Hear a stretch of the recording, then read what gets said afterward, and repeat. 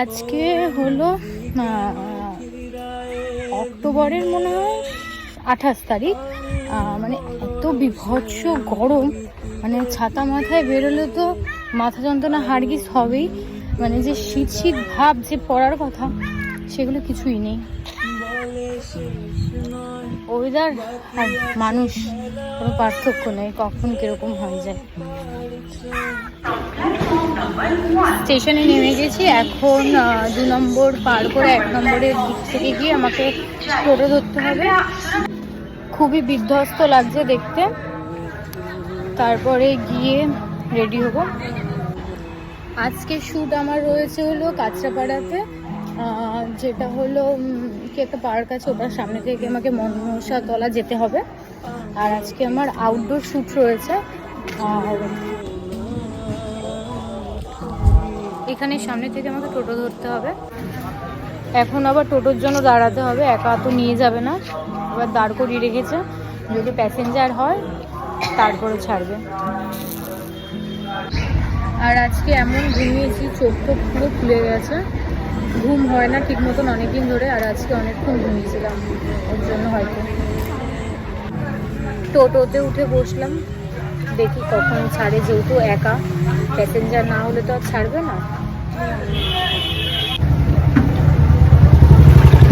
Finally ছাড়লো টোটো। এখন যাচ্ছি হলো রিজুদার বাড়িতে, যেখানে গিয়ে রেডি হবো, দেন আউটডোর শ্যুটের জন্য বেরোবো রেডি হয়ে।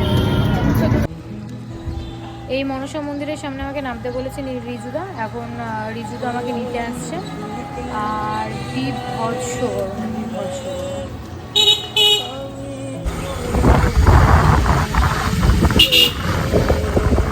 রেডি হয়ে বেরিয়ে গেছি।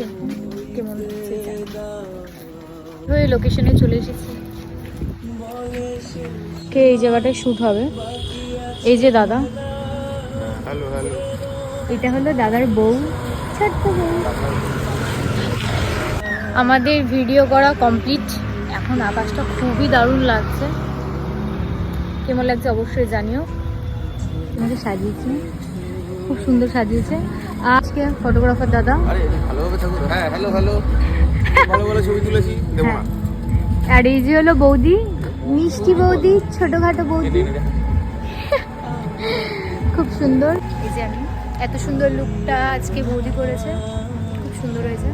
ভিডিও আসছে, কবে দেবা?